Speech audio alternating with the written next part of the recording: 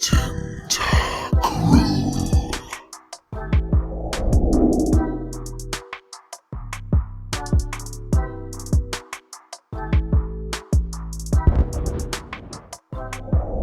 Thomas here with Much Props. Going to give you another how-to video. Today I am building something Pokemon related, old school Nintendo related. I saw a post by somebody that I follow on Facebook, and it was referencing an artist who takes old Nintendo cartridges and like busts open the front of them and then makes a sculpture on top of it to make it look like the characters coming out of the game.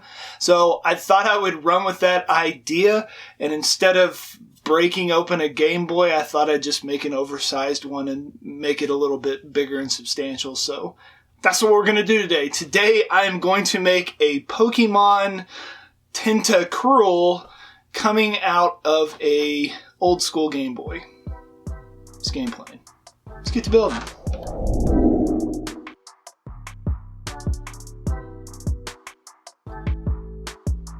I drew up these templates from some reference images that I found, and it was a little more tedious than I had anticipated. Download the template in the description below, cut it out, and trace it onto your materials. The main body, I used 10mm EVA foam, and for that small little piece on the back, I used some 6mm.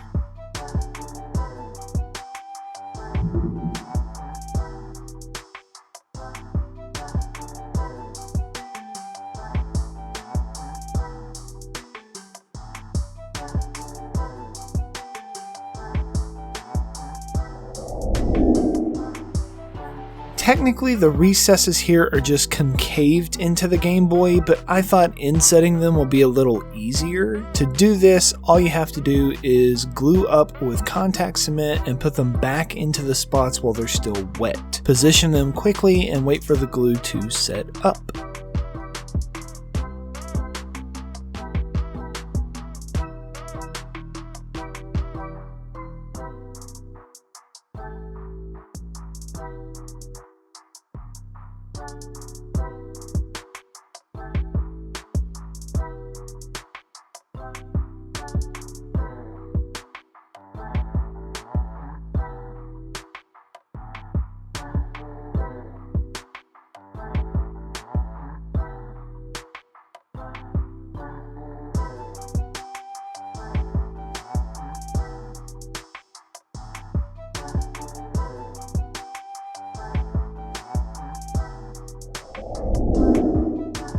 Even after thousands of hours of working with EVA foam, I still get bad cuts from time to time. I quickly hit the edges with a stone bit on my rotary tool to knock off the rough edges and round over the top edge before I use my wood burner to put in the ridges. Make sure to wear a respirator and work in a well ventilated area while burning foam. You don't want to breathe this fume stuff in, it's bad.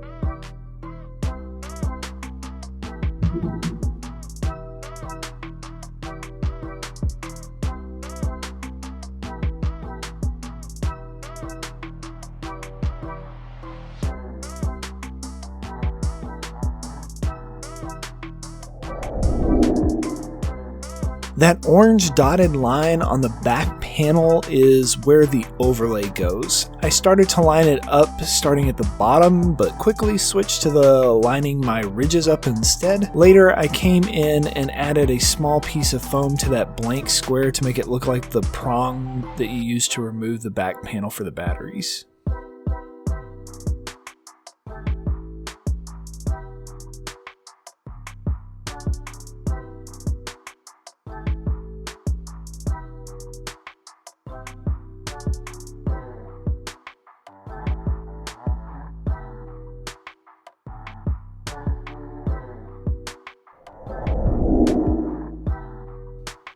Time for assembly. The contact cement has been added to all the edges and is set up. I line up all my parts by keeping them flush on the outside edge and pushing firmly together. I had some trouble with that little speaker area, but eventually I forced it into submission.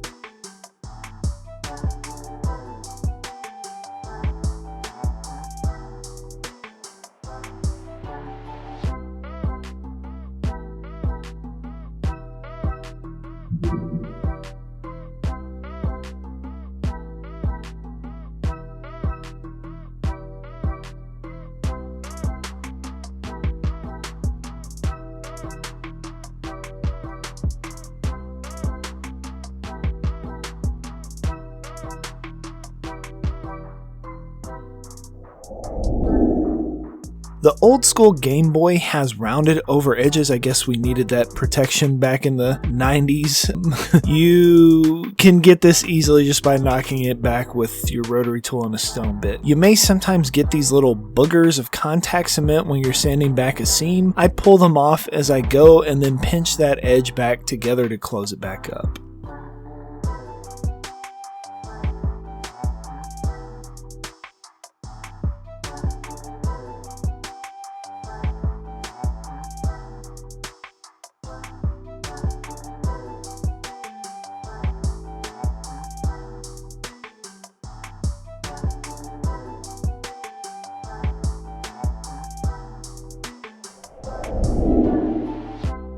Time to add the buttons. If some parts are too small, use some tweezers so you don't accidentally glue your fingers to the build. Also, for small parts, I switch over to super glue, or CA glue as other people call it, to make it easier on myself.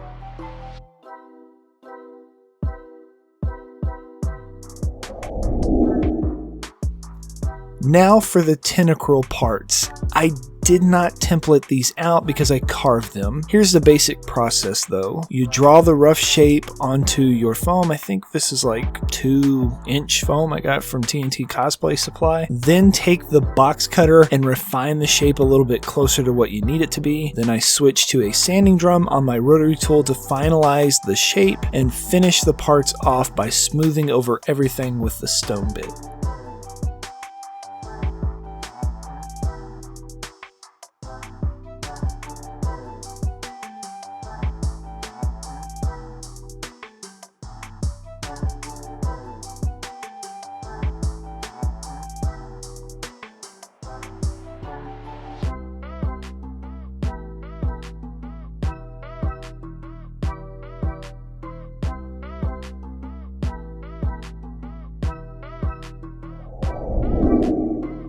I took some creative liberties with the details on my Tentacruel. I wanted to add some more details to them and make it a little scarier looking, so once again, I took my wood burner and burned out some scale texture skin.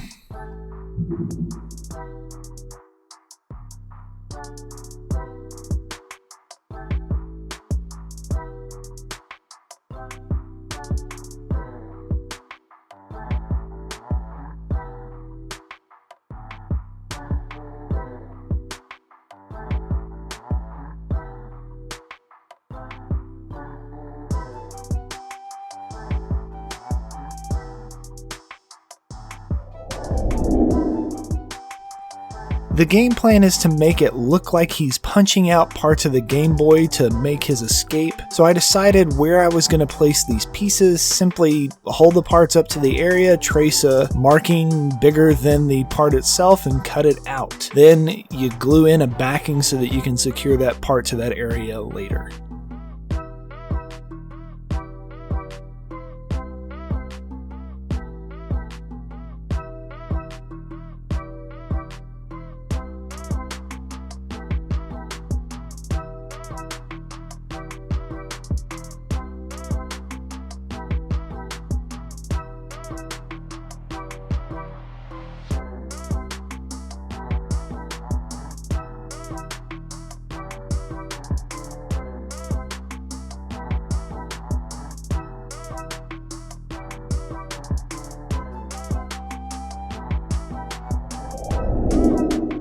At the last minute before I went on to doing the paint, I decided, hey, let's make some more details. So I made these little suction cups for the tentacles. I used my Cos Tools hole punch to just knock out some really quick ones. You punch out using the bigger circle, then switch over to a smaller one, and booyah, you got some suction cups.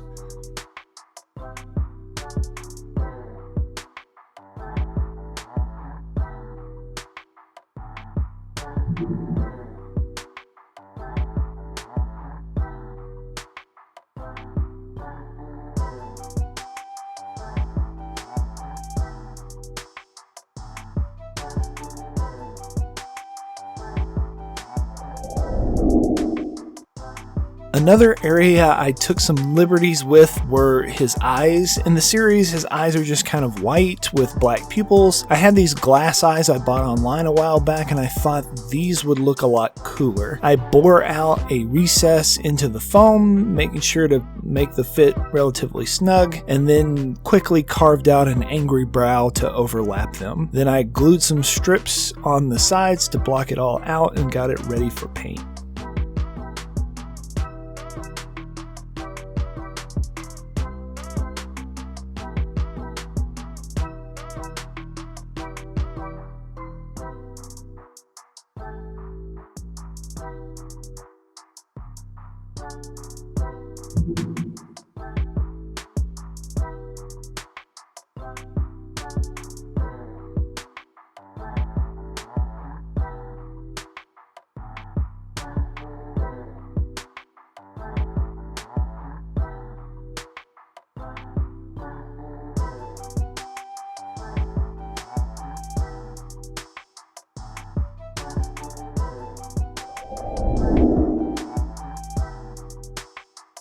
The cartridge is pretty simple to piece together, and I didn't make all the sides since you're only going to see a small portion of the top anyways.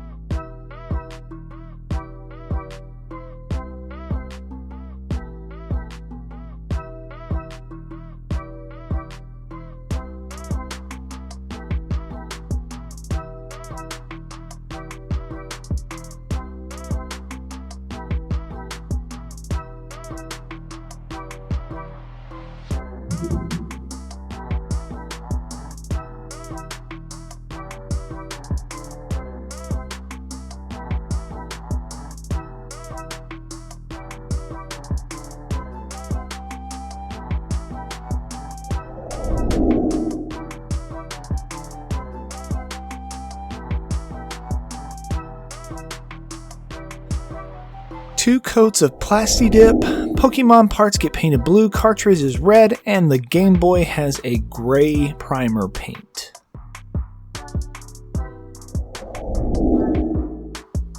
The rest of the paint job was done with some Plat Effects acrylic paint. Some of the parts I had to mix custom colors to get it close to matching. I didn't try and get it perfect because I knew that it was going to get dirtied up later and wouldn't be accurate to what the actual Game Boy was anyway, so it's all good.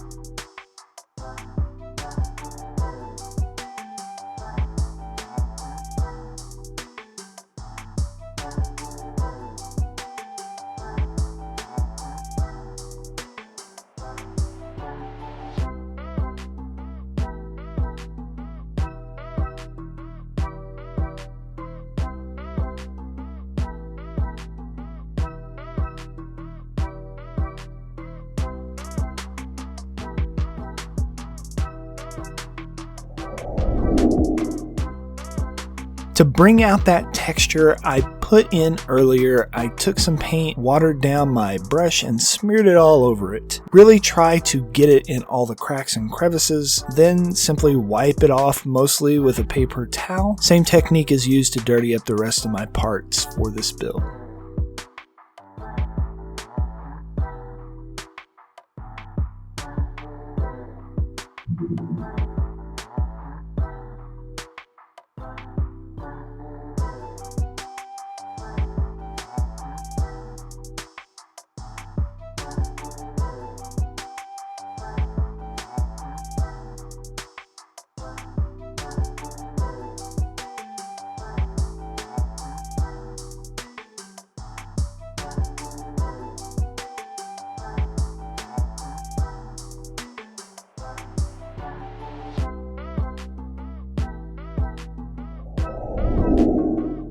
I took a paint pen and wrote on all the extra little label details you see on there. Time to put it all together. I roughed up some surfaces to help the super glue grip and start tacking stuff together. The hardest thing to position was the face, because you're like blindly trying to match up an edge and you got your hands in two different locations. It's kind of awkward. I found an image of the game label and printed it out on sticky paper to tack on the cartridge.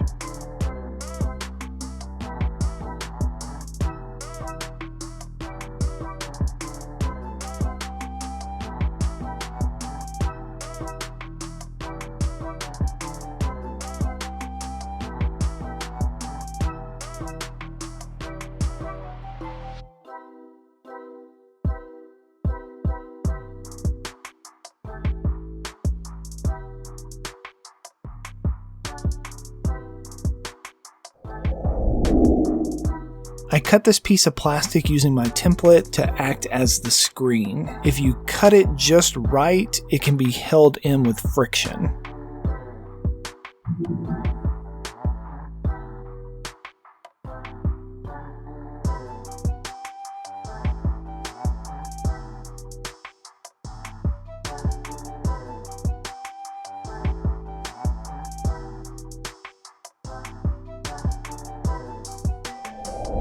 And we are finished. Here is the end result.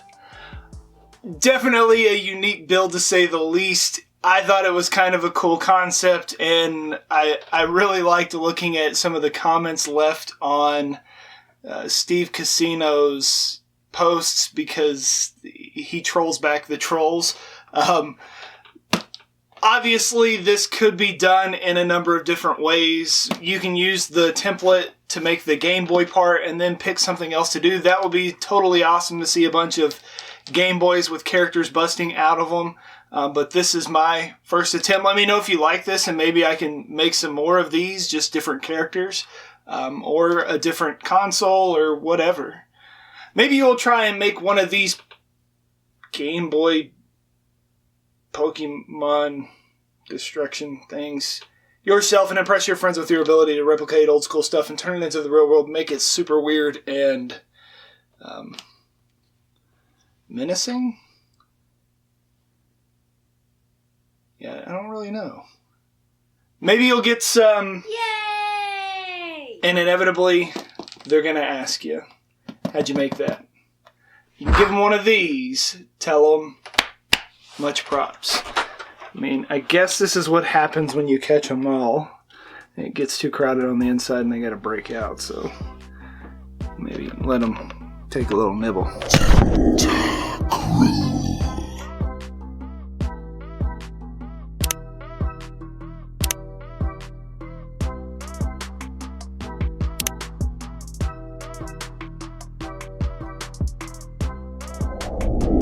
Thanks to these awesome people here who are helping me to continue putting content out here on the channel. If you like what I do, if you want to see more of what I do, if you want this channel to grow bigger and better and all those awesome things, please consider joining Patreon and helping me to build a more creative community.